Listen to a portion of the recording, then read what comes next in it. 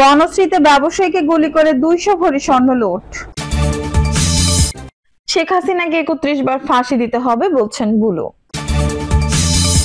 No treatment no release নির্দেশনা ছিল শেখ হাসিনার। এবং সর্বশেষ জানাবো, সবকিছুতে ভারতকে দোষ দিয়ে ভালো সম্পর্ক চাইতে পারে না বাংলাদেশ, বলেন ভারতের পররাষ্ট্রমন্ত্রী। দর্শক শুনছিলেন সংবাদ শিরোনাম, এখন বিস্তারিত। বনশ্রীতে ব্যবসায়ীকে গুলি করে 200 ভরি স্বর্ণ লুট। রাজধানীর রামপুরা থানার বনশ্রী এলাকায় আনোয়ার হোসেন নামে এক স্বর্ণ ব্যবসায়ীকে গুলি করেছে দুর্বৃত্তরা।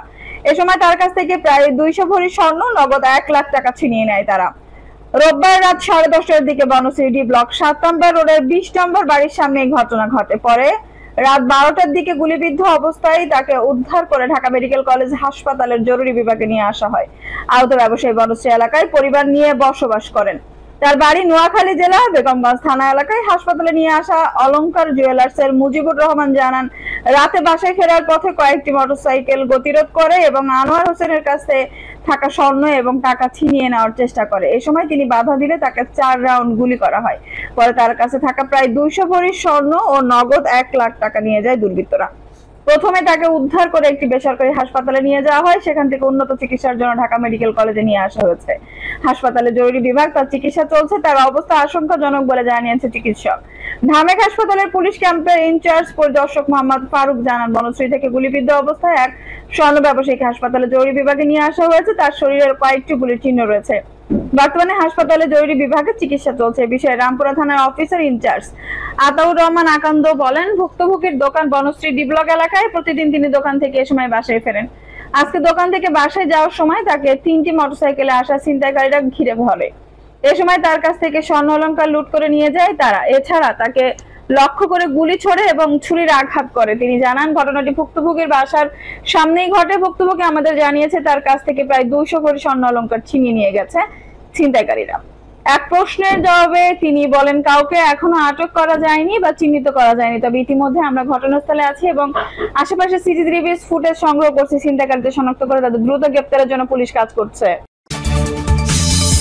শেখ হাসিনাকে 31 বার ফাঁসি দিতে হবে বলছেন বুলু। জাতীয়তাবাদী দল বিএনপির ভাইস চেয়ারম্যান বরকতুল্লাহ বুলু বলেছেন, শেখ হাসিনা বাংলাদেশের প্রশাসন এবং রাষ্ট্রীয় কাঠামো ধ্বংস করে দিয়েছে।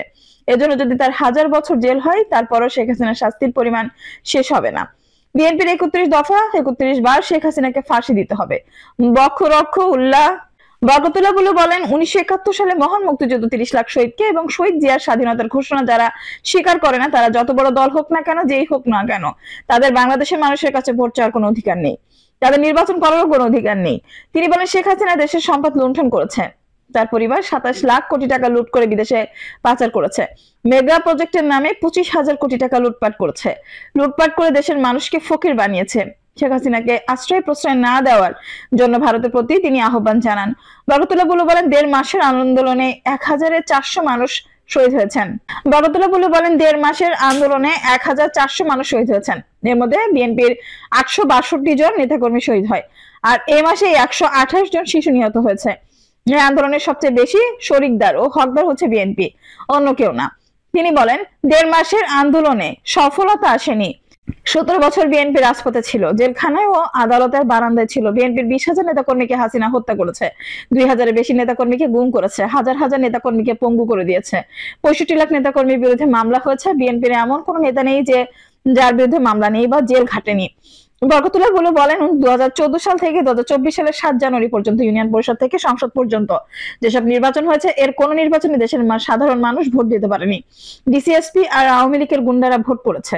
নির্বাচনে তাদের দলের মধ্যে টাকার খেলা হয়েছে। তিনি বলেন, প্রতিদিন বাস ডাকাতি, আইন শৃঙ্খলা অবনতি, দ্রব্যমূল্যের ঊর্ধ্বগতি, এসব কারণে সামনে রেখে এই সম্মেলন।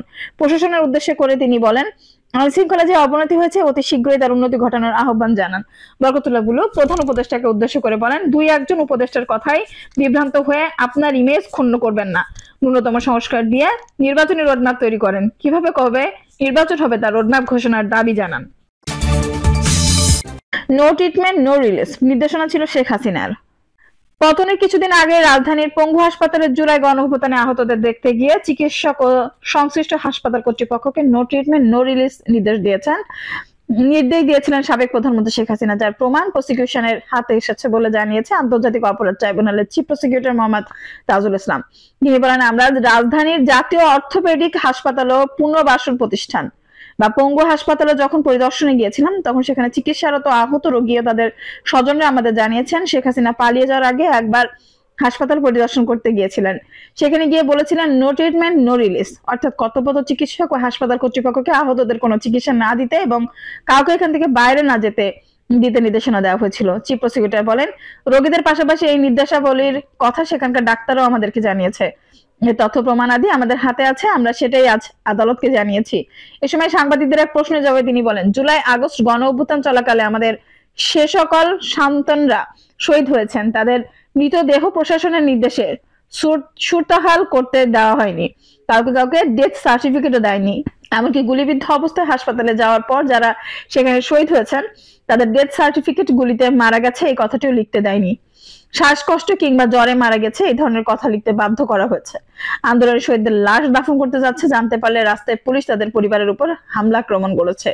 তিনি বলেন, আদালত আমাদের কাছে জানতে চেয়েছে যে শহীদদের সুরতাহাল প্রতিবেদন বা পোস্টমর্টেম রিপোর্ট খুবই গুরুত্বপূর্ণ সাক্ষ্য এবং কেন সেগুলো নেই। আমরা আদালতকে জানিয়েছি যে সেই মুহূর্তে মানবতা বিরোধী অপরাধের মাত্রা এতটাই ভয়াবহ ছিল যে দ্রুত শহীদদের লাশ দাফন করতে বাধ্য করা হয়েছে, তাই এই কারণে তাদের কোনো পোস্টমর্টেম রিপোর্ট দেওয়া হয়নি। ঘটনাটি কোনো স্বাভাবিক বিষয় নয়, বরং তা মানবতা বিরোধী অপরাধের একটি জাজল্যমান প্রমাণ।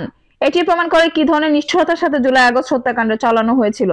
সাবেক প্রধানমন্ত্রী শেখ হাসিনার এমন নির্মমতার প্রমাণ সমূহ যথাযথ প্রক্রিয়া অনুসরণ করে যাচাই বাছাই ও ফরেনসিক করার পর গণহত্যা ও মানবতা বিরোধী মামলার প্রমাণের সাথে সম্পৃক্ত করে আদালতের কাছে হস্তান্তর করা হবে বলে জানান তিনি। সবকিছুতে ভারতকে দোষ দিয়ে ভালো সম্পর্ক চাইতে পারে না বাংলাদেশ, বললেন ভারতের পররাষ্ট্রমন্ত্রী। সবকিছুতে ভারতকে দোষারোপ করে বাংলাদেশ ভারতের কাছ থেকে ভালো সম্পর্ক প্রত্যাশা করতে পারে না বলে মন্তব্য করেছেন ভারতের পররাষ্ট্রমন্ত্রী এস জয়শঙ্কর। এছাড়া সংখ্যালঘুদের উপর হামলার কারণে বাংলাদেশ নিয়ে ভারতের চিন্তায় প্রভাব পড়েছে বলেও জানান তিনি।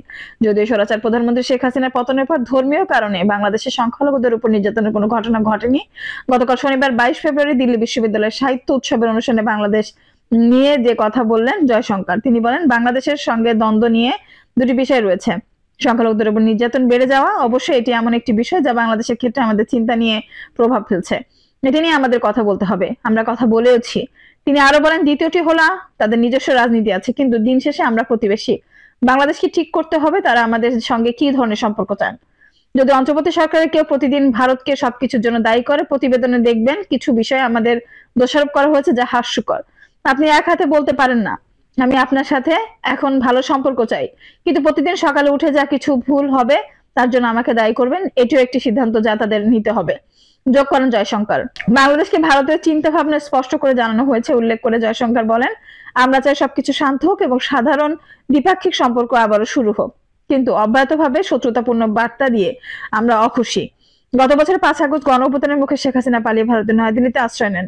এরপর থেকেই ভারত অভিযোগ করছে বাংলাদেশে সংখ্যালঘুরা ব্যাপক নির্যাতনের শিকার হচ্ছে, কিন্তু বাস্তবে এর কোনো মিল নেই, যা জাতিসংঘ বিশ্ব বিভিন্ন সংস্থা নিশ্চিত করেছে।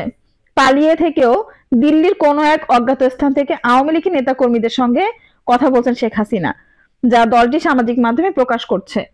হাসিনার এসব বক্তব্য ভালোভাবে নিচ্ছে না সাধারণ মানুষ, এই কারণে তাকে চুপ রাখতে ভারতকে বার্তা দিয়েছে অন্তর্বর্তী সরকার।